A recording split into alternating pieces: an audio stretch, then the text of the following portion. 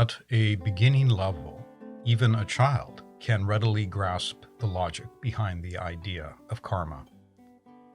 Because effects follow from causes, we can rely on the fact that a certain type of seed that is placed in the earth will yield a specific plant, a specific fruit.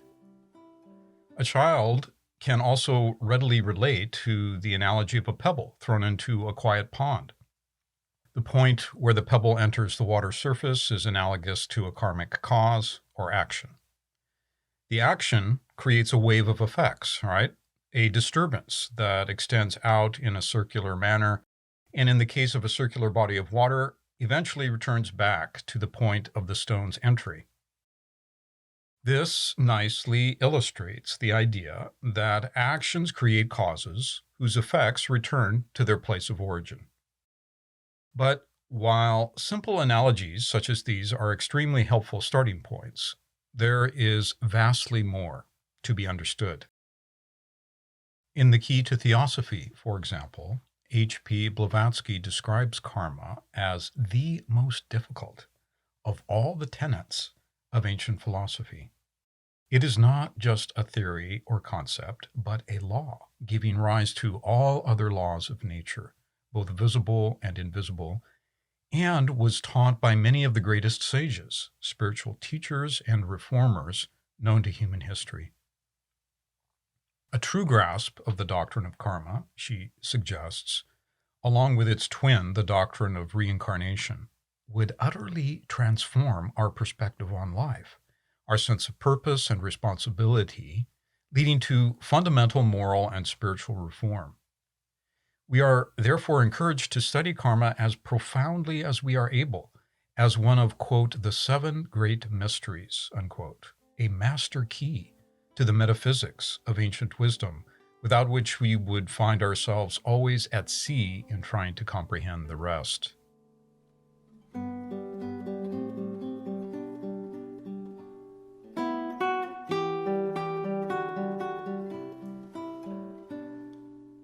Not only is the doctrine of karma found in all Eastern and most native folk religions, but concise abbreviations of karmic law are well-known parts of the Hebrew Christian Bible. For example, in Galatians 6:7, quote, "Be not deceived, God is not mocked, for whatsoever a man soweth, that shall he also reap," unquote. And in Matthew 26:52, quote, "He who lives by the sword dies by the sword," unquote. In the Quran, we find aphorisms such as those at 42:30, quote, "Whatever affliction may visit you is for what your own hands have earned," unquote. Despite such clear statements, Theosophy points out that the centrality and rightful scope of karmic law is undermined by other presuppositions of Abrahamic religion. First, the Orthodox believer is often taught that God is above and beyond both nature and humanity. Therefore, the possibility of understanding the causes of suffering are not within our reach. Since a new immortal soul is created with each human birth, the great divergences in both the external and internal conditions of birth and of early youth cannot be accounted for. The metaphysical basis and rational coherence which karma and reincarnation together provide are missing. Many scholars have documented the centrality of karma as a principle in Indian philosophy, in Hinduism, Buddhism, and Jainism. Karma is, of course, a Sanskrit term meaning action, and is found in the earliest Vedas and Upanishads. In the classical Hindu tradition, it is outlined in the Raja Yoga system of Patanjali, and elaborated in the commentaries that followed by the legendary sages Vyasa and Misra. Extensive passages regarding karma are also found in Shankaracharya's commentaries on the Bhagavad Gita. In Buddhism, we find the idea of karma in the very first discourse of the Buddha, and in many that followed. All the major schools of Buddhism acknowledge that the historical Buddha sought to impress upon his listeners the pervasiveness of this law, as found in the doctrine of dependent origination and the Nidanas. Dependent origination can be understood as another word for karma, as it refers to that infinite web of cause and effect by which any seeming individual object or subject of perception comes into being. The Sanskrit word nidana means cause or motivation, and the 12 nidanas in Buddhism, briefly described at one level, are a cause and effect sequence describing the manner by which consciousness becomes trapped in the cycle of unconscious rebirth, suffering, and ignorance. Likewise, when the causal sequence is reversed or broken through the Noble Eightfold Path, it describes the means by which one is freed from suffering. While Southern Buddhism extols the liberation from rebirth, thus realized, the perennial philosophy cherishes the bodhisattva ideal as higher than even that of an arhat. In this context, both the transcendence of karma and detailed knowledge of its operation on every plane is vital to the process of complete self-mastery and karma-less action. It is this knowledge which allows the bodhisattva to undertake an endless series of self-consciously chosen rebirths on behalf of serving and guiding all sentient beings.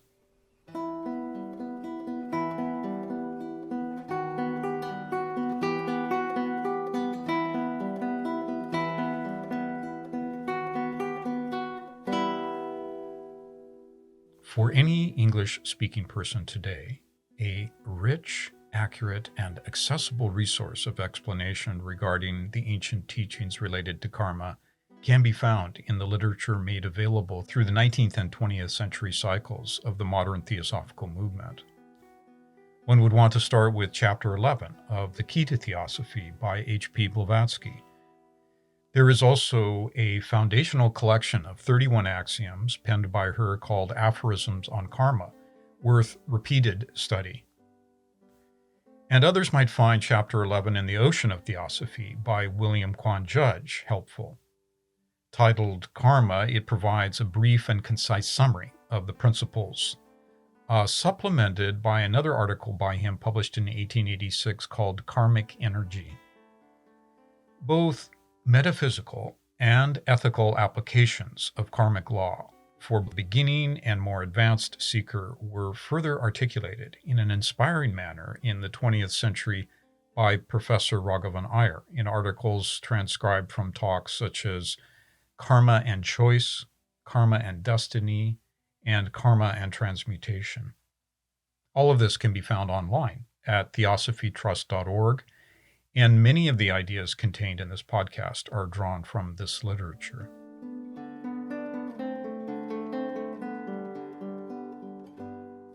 In its broadest cosmic scope, karma is described in the philosophy as cosmic harmony, as the one law of the one life. It is that principle of harmony and equilibrium which maintains unity in the midst of multiplicity and diversity. It pervades and governs the coming and going of universes. As said, it is no particular act, but action itself. Nor is karma subject to time, but is described as eternity itself. Karmic causes set in motion, we're told, are not diminished by what we perceive as the passage of time, but will manifest when conditions permit.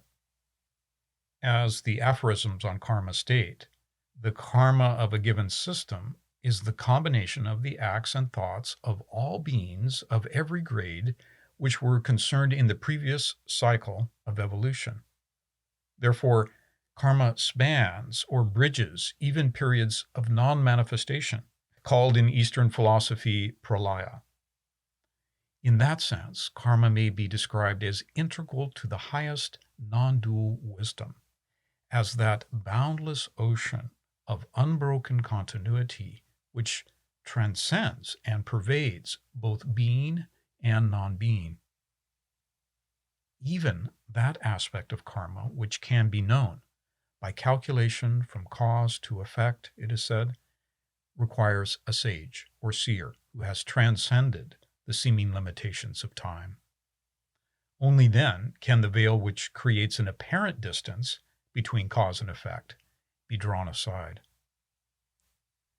In any given cycle, cosmic or human, karma is intimately linked with what the Bhagavad Gita calls Adi Yajna, the Dharma of sacrifice. What we normally think of as the human sentiment of compassion on behalf of the downtrodden or forgotten has its origin in a cosmic reality, and this is suggested in many mystical traditions, both East and West. Manifestation itself, called the Great Breath, can be described as an act of giving, an emanation from above below for the sake of raising what is lowest. Karma governs both the exhalation and the inhalation, the involutionary descent and the evolutionary ascent, guiding every aspect of the archetypal spiraling pattern. On the descending arc, quote, at the first flutter of renascent life, unquote, wrote H.P. Blavatsky, the immutable radiance of the Logos, quote, gradually passes at every new rebirth of cosmos from an inactive state into one of intense activity. It differentiates and then begins its work through that differentiation. This work, she says, is karma, unquote. The first 7 rays of the Logoic heart, referred to as the Dhyanis, the Kumaras of Hindu thought, or the Dhyani Buddhas of Northern Buddhism, are spoken of as the agents of cosmic and karmic law, building, quote, each new wheel in the likeness of the old, unquote. On the ascending arc, it is karma as ethical causation which provides the lessons, the checks and balances needed in the self-conscious return to pure spirit, to universal enlightenment and true wisdom. In that return, unity and harmony with the law, again, the Dharma of sacrificial action, must be self-consciously understood, chosen, and embodied on every plane. As the Gita advises, the path of Karma Yoga, which all humanity must eventually undertake, begins with the unselfish performance of duty. Quote, this world is bound by works, says verse 9, chapter 3, except for acts done in the spirit of sacrifice, yajna, unquote. And as the great exemplar Gandhi pointed out, yajna means exerting oneself for the benefit of others. In a word, service. Without this purity of intent and fundamental motivation, Theosophy affirms, there is no possibility of working in harmony with karmic law. All other actions are those which bind. Just as karma provides continuity between one period of manifestation and another, so does it provide the unbroken continuity between one life and the next. It unerringly brings to each soul, each family, nation, and race, the progeny of former thoughts and acts. This is not punishment, but an opportunity for learning. While difficult to see it as such, karma is a universally compassionate law, we're told, uniting perfect justice with perfect mercy, always at work on behalf of the divine evolutionary process. Though each must learn to accept responsibility for their current condition, the idea of individual karma is widely misunderstood. And H.P. Blavatsky explains this to some extent in the Key to Theosophy. No unit is separate from the whole. No one acts alone or apart from this infinite web of mutual interdependence and interaction. We are continually being affected and affecting others. The burden each one bears is their current share of a collective field. In addition, she says, egos continually incarnate into adversity and heavy trial for purposes of gaining strength, sympathy, and understanding. And this is why no one but a true sage or seer can judge another's karma. While each moment is the karmic progeny of our collective past, each moment also brings with it the opportunity to respond differently, to undo the errors of the past, and to build upon the good. Karma operates in three distinct fields, we're told, in human life. First, the mind and intellect. Secondly, the psychic and astral planes. And thirdly, the body and circumstances. The first is the causal plane. The other two, planes of secondary and tertiary causes and effects. Although we cannot always readily change a set of external circumstances, for example, we can always alter our response to them. It is always possible to add to the karmic sum totals of a given situation a new impulse based on compassion and altruism. The mind is the primary causal plane, and in that sense, every moment is potentially a new dawn.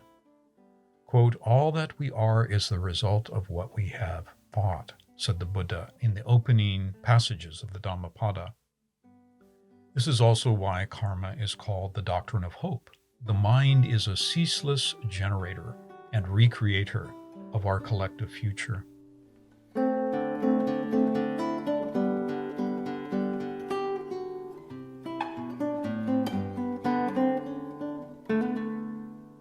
Even if we are unable to trace or recall all of the specific causes we set in motion, or access the infinite web of interdependent links, we can calmly rely upon the enduring law. Each human being can rest assured that they participated in creating both the inner and outer conditions which surround them. In an era of racial, political, and financial elitism, of mass migrations of the mistreated, of global pandemics, global warming, and the sixth species extinction, this recognition becomes exceedingly pointed and poignant. Nature is speaking loudly to all of humanity.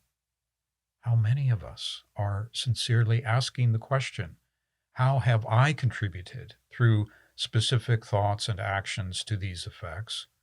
And how can I now begin to self-correct? Admitting we are disastrously out of harmony with nature and entrenched in a fundamentally flawed view of ourselves and of other human beings is deeply challenging. Theosophy points out that the problem for many is the obscuration of the inner faculties of self-knowledge and noetic discrimination. These pervasive forms of blindness are the outcome of lifetimes of negligence and misuse. Because of it, many are currently lost in a half-sleep state, without a sense of purpose or deeper meaning. The inner voice cannot be heard, and the pre-birth vision that every human being experiences is unavailable. This, in turn, we're told, increases our reliance on the physical senses only, our susceptibility to manipulation by others, and our willing captivity to narrow forms of dogmatism and materialism. This abject condition is compounded in Kali Yuga, the Dark Age, where everything is inverted. Adharma is made to look like Dharma. Fake news masquerades as hidden truth. Greed and tribalism are made to seem good, and selfishness is praised as an enlightened and practical perspective. But even amidst the cacophony, the divine flute of our higher nature may be heard. To keep alive, reawaken, and reactivate humanity's divine intuitions is a central aim of the Theosophical movement, wrote H.P. Blavatsky. Without this reawakening, joining a monastery will not help. Changes of government or of laws, of educational, social, and political institutions will not have a lasting effect. It is merely putting old wine in new bottles. The long arc of true human solidarity and felicity, of true progress and enlightenment in harmony with all the kingdoms of nature, will not be hastened. Despite the predominant blindness, we're told, every human being has golden moments, glimpses of soul memory, akin to sunlight striking the earth through the thick foliage of jungle growth. In moments of quietude, when the muddle and froth of lower emotions and afflictive mental states have at least temporarily subsided, a person can glimpse their innate transcendence and affirm their unity with the whole.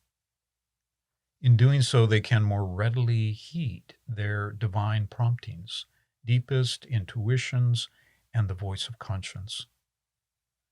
The degree to which one can preserve, protect, and assimilate these momentary glimpses and maintain fidelity to them, the more they can contribute to the, quote, turning around of the soul, unquote, from the shadow to the shine, from selfishness to altruism, thus becoming the basis of a life transformed and well lived.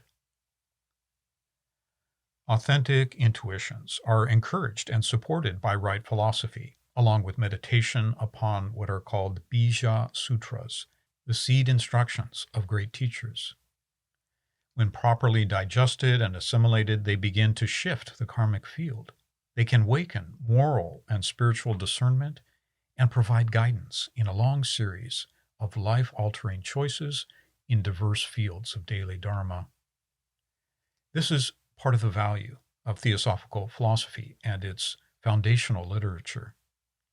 When used as a basis of meditation, it can help awaken self-knowledge, along with the courage and the honesty needed to correct one's course again and again, to bravely identify and discard the voice of personal egotism and separateness whenever they arise, rather than waiting for karma to provide the painful corrective.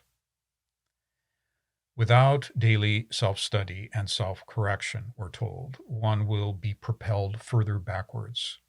The momentary flashes of true insight grow weak, become drowned out or co-opted by the already bloated astral ego. Rightly used golden moments are allies to authentic soul longings and altruistic commitments leading to fulfilled vows.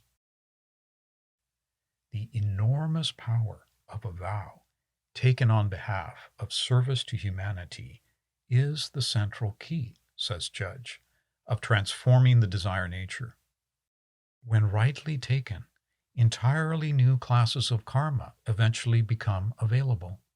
Rather than narrowing the field of choice, the circle of consciousness and responsibility widens as more profound and effectual forms of service become possible. Of course, each new opportunity to serve is accompanied by ever more subtle and challenging tests and trials. All hidden defects are brought to the surface, and this is part of the inherent logic of the path. Only in this way is the soul cleansed of dross, chastised and prepared for ego-less and karma-less handling of the potent fires and forces of inner spiritual awakening. In an article titled Karma and Destiny, Professor Iyer states, quote, "The law of karma ordains that every single person has a divine dharma which he or she alone can and must fulfill," unquote. If they do not accomplish it, the sagacious Rumi also wrote, it will be as though they have done nothing. Nature will provide many hints, but what that mission is must be discovered by each person through a form of Buddhic apprehension. The more consistently and continuously the higher mind is activated, the closer it begins to resonate with the wholly beneficent and sacrificial mind of nature. Thereby, one may begin to glimpse the golden threads of karma leading to the present moment. The opportunities afforded us in this current cycle of the Aquarian Age, where many previously hidden aspects of the wisdom of the ages and of the Bodhisattva path are placed before us, pointing ultimately to the most exalted conception of the creative possibilities of human nature. The prospect is that of progressively overcoming all inner demons and poisons, all hatred, anger, fear, and eventually the very root of ignorance. Meanwhile, progressively discovering one's truly compassionate karmic heredity and spiritual identity through service to the whole of life, guided by the wisest benefactors and guardians of the human race.